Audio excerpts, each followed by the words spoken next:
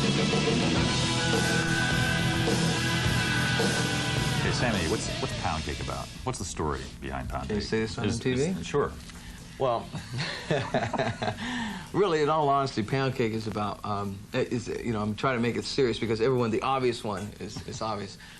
But it's really just about a woman that's not trying to be anything else and not trying to compete with a man. And this isn't chauvinistic because men have their problems too, you know.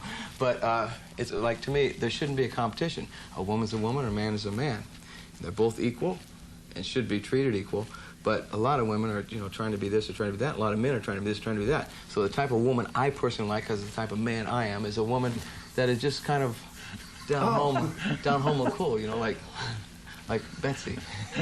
But to make a long story short, that's what Pound Cake's about. It's just about my kind of woman. I just nicknamed it Pound Cake, which is plain, simple. You know what you got. You know what it is. There's, you know, not too many secrets to it. You know, it ain't covered up with a bunch of stuff. It's like, you know, you get this crepe Suzette, right? So you're finally going, wait a minute, is this strawberry? What is it? You know, you got to eat 400, and pretty soon you go, man, this is a pancake, you know, with some sour cream in it, you know? So I like to know what I'm eating. Very well put. Edit that down way onto that.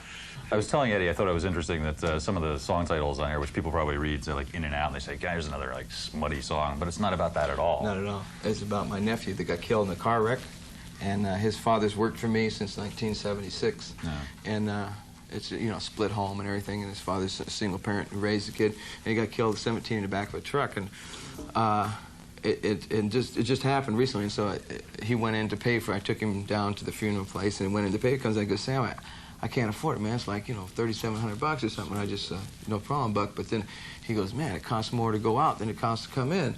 Yeah. And I thought, yeah, you know, you can be born for about $2,600. It costs, the cheapest way to get out is $37. I said, man, I said, we ought to do this in concert.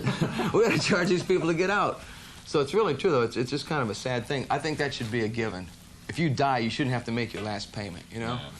The government, if they're going to take care of anything, it should be that, you know? And if you want more than what they offer, then you can pay for it yourself. But there should be a freebie, okay? The cat died, you know, let's not hit on his family and these other people for the rest of the bread. It's a pretty lousy way to make a living, if you want my opinion.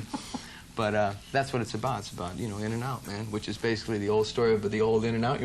So that story, that's, well, yeah, that's so it's kind of like most people, get, I think. You get for unlawful carnal knowledge coming in and going out. Again, very well put. I'm sorry today, come on.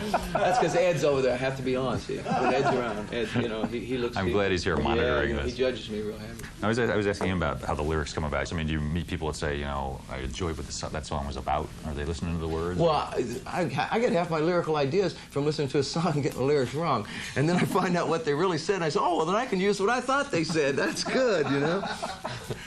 Is it unusually hard to be a singer in a band where you have somebody like Eddie who's also a focal point in it? I mean, do you have to, like, sing above him or try and stand out? I've been doing that my whole life, you know.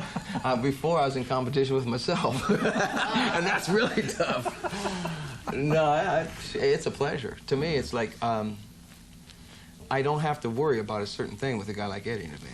You go, this is going to be taken care of and done right. You're not going to have to be listening for the guys in the band. Oh, is this guy? You know, when Alex is playing drums, I don't have to worry about what Alex is playing. Yeah. I don't. So now I can just hone down on my singing and my lyrics and make sure that it's as good as I can do, and I don't have to be distracted by anything else.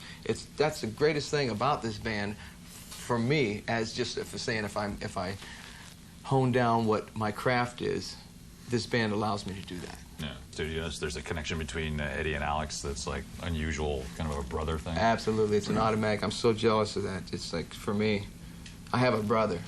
And if we were in a band together, it'd be the same thing. You love him, you hate him, you want to kill him. But if somebody else comes involved, you'll kill them. The two of them will turn on you. That's the only difficult thing. I'm always joking. I said, these guys never agree unless someone else comes in with a new thing. Then, boom, they're together, man. Bang, you're like bumping heads with the two of them. But it's good. It's really, to me, it's really, I like I say, I'm jealous. I admire it. So this is a band that just... that closeness. This is a band that just loves one another unreservedly, I guess. Yeah, I'll tell you. When you find out how much this band loves each other, you bring an outsider around us. The four of us together, it's like I keep calling us the four-headed monster now, you know? When did you first become aware that there was this band, Van Halen? Oh, from the first album. I mean, I was a guitarist before this, so obviously when Eddie hit the scene, I was going, hey, who is this chump? You know, I'll kill him. So I bought every Van Halen record. Yeah. And to be honest with you, I wasn't crazy about the band. I always liked certain things, but I always liked these little intro things and all that. And I was a fan, I'm serious. And until I joined the band, honestly, I didn't realize how important Alex and Michael were. And starting with Michael, with his voice for the harmonies, he is the background vocal sound in Van Halen. Like it or not, it's Michael. If you don't like it, it's Michael. If you like it, well, it's me.